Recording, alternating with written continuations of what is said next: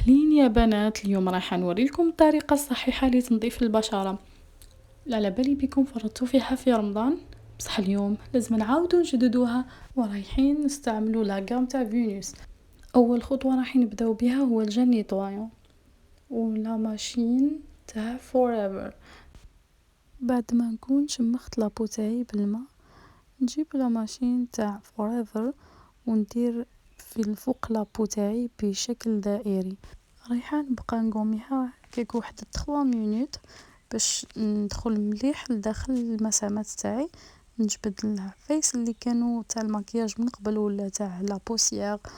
بعد ما قوميت لابو تاعي بيان، نروح درك نغسل وجهي بالماء شويه فاتر، ماشي سخون وماشي بارد. اما المرحله الثانيه راح نجيب كوماج، نحط ان بون كونتيتي في لو تا ديالي، نجيب لامان تاعي واش ندير، نعاود نقومي بيان باش ندخلو مليح المسامات لداخل، ومام طون راح نحفزو كولاجين اللي في البشره تاعنا.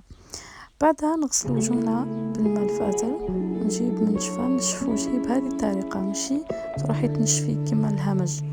هنايا تشوفوا لابو بزاف رطب. المرحله الثالثه راح نجيب هذا الماسك اللي هو بزاف هايل، مام طون رخيص في لو بري تاعو، دير 20,000 هكاك. رايحه تحطيه واحد 20 مينوت، وبعدها في الوقت هذا اللي راني حاطه فيه لو ماسك، حبيت نستغل ندير كوماج لي لافغ تاعي باش يبقاو رطبين ومام طون موردين.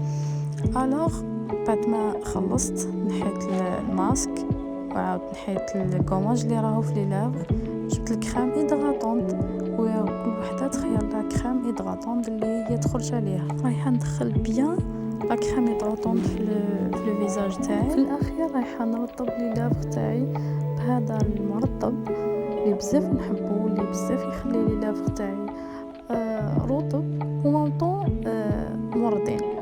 الوغ هذه هي النتيجه تاع نيطواياج تاع اليوم، ان شاء الله يكون عجبكم. انايا لابو تاعي نحسها بزاف خفيفه. وهنا راح نكون وصلنا لاخر الفيديو، في ملتقى اخر ان شاء الله. باي.